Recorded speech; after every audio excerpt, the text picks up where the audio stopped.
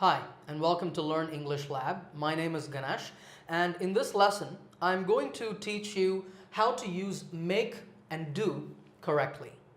Before we begin, just remember if you have any questions at all, just put them in the comment section below and I will talk to you there. Okay, now with make and do, if you're like most students, you might have wondered why do we use make in with some actions and do with other actions. Well, unfortunately, there's no single rule in English that I can give you and say, in all of these situations use make, and in all of these situations use do. There's no such rule in English. However, there is a simple guideline that you can follow to make the right choice in most situations. And that is that we use do to talk about activities, and we use make to talk about creating, producing, or constructing something. Let's talk about do first. Now, when I say do, this verb can occur in any of these forms. It can occur as do in the present simple tense. It can occur as did in the past simple.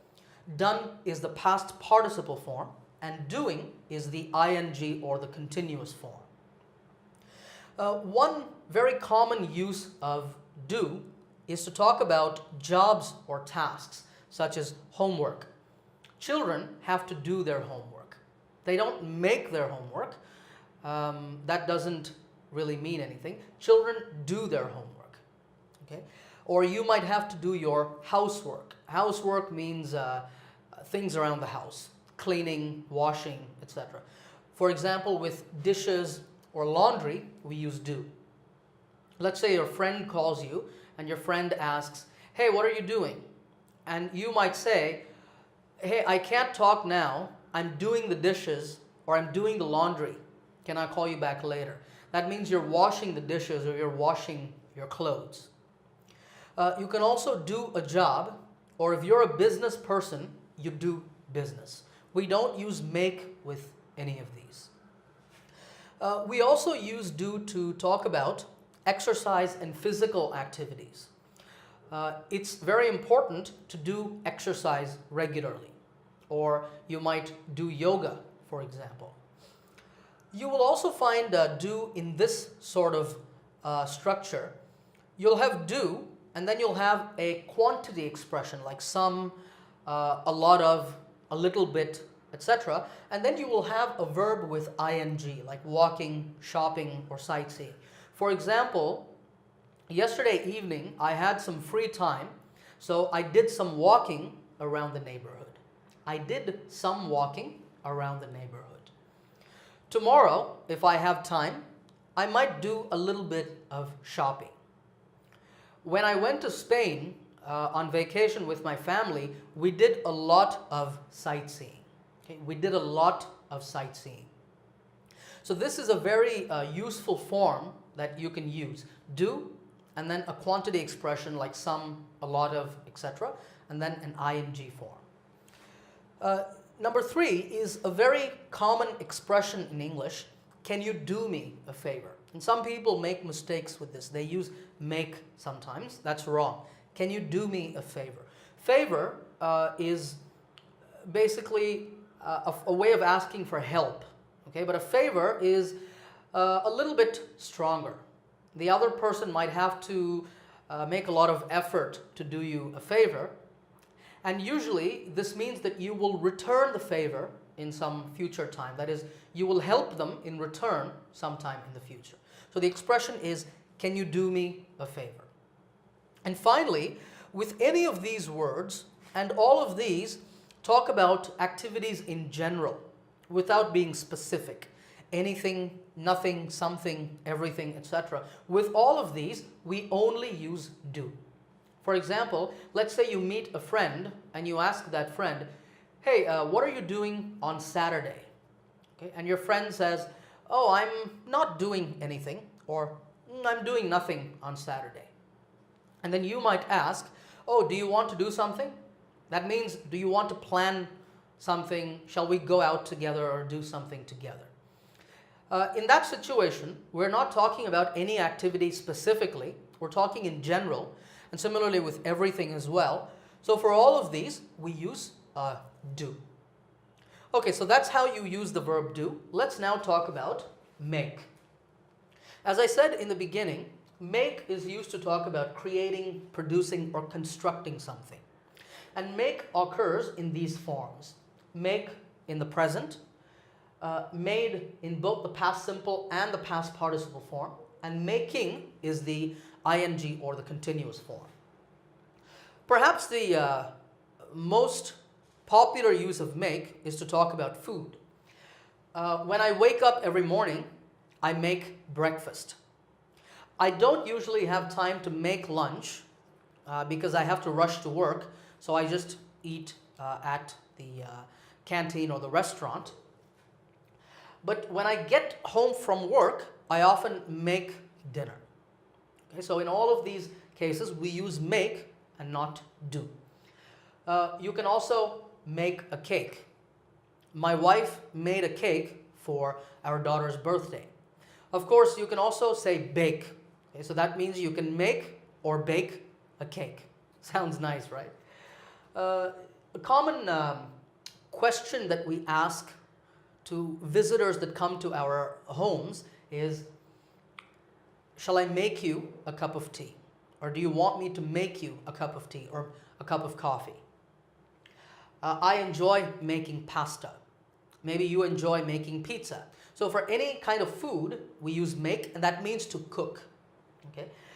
The next category is actions relating to speech. Okay, let's say you are in a meeting room and there's a lot of people talking and there's a meeting happening. You might ask, can I make a suggestion? Can I make a suggestion? That means you want to give a suggestion to the group. Or some people might be upset because someone made a nasty comment. We make comments. You can also make a phone call to someone. Now this next set of words are all words relating to thought. And this is an area where a lot of students make mistakes. Okay? We make decisions and we make choices between two options. We don't do decisions or do choices. In the same way, if you're working on a project, you will need to make a plan for the project. Or if you're going on a trip, you will need to make the arrangements. Many students use do for some of these. They say we have to do a plan or do the arrangements. Do the arrangements is not so bad because the other person will understand what you say, but the correct word to use is make. Okay? All right. Now, before I forget, with all of these, just think of it as creating these things. For example, in that meeting room, there is no suggestion until you create the suggestion. So you make the suggestion. If you're going on that trip, in a sense, you're creating the arrangements because the arrangements don't exist. So you make the arrangements. Okay? All right, and finally, I have a list of words that are very common. They're common collocations of make. That means they occur together with make. And with some of these, there's no reason why we use make. It's just how the English language is. So you'll just have to memorize these expressions. We're all human, right? So we all make mistakes. We don't do mistakes. If you say do a mistake, that's a mistake. Okay? We make mistakes. And when people make mistakes, often they make excuses. An excuse is saying reasons for why you made a mistake. Okay? So we make excuses. One way to avoid making mistakes and excuses is to make a list, like a checklist of all the things you have to do, so you can just tick, tick, tick, and then you hopefully won't make any mistakes. Children love to make noise. Of course, animals can make noise and machines can make noise as well. But children really like to make a lot of noise with their toys or when they're playing. And speaking of children, one thing that they hate doing is to make the bed. Now you might ask here, what does it mean to make the bed? Okay. Does that mean to create a bed? No. Make the bed simply means to arrange the covers or sheets and the pillows on a bed and make the bed ready for someone to sleep in. Okay? So you make your bed. It's very important to make an effort in anything that you do. Okay? We make efforts and we also make attempts. We don't do efforts, we don't do attempts. Here you might ask, why is that? Because effort is like work, right? And we have to use do with work. Well, again, there's no reason. This is just how the English language is. So with efforts and attempts, use make. If you make an effort in business, you might be very successful and you might make a lot of money. Make money doesn't mean to create money. Only the government can do that.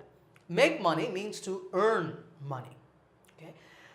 It's also very important to make sense when we speak and write. Make sense means to speak or write meaningfully. And last but not least, we make friends.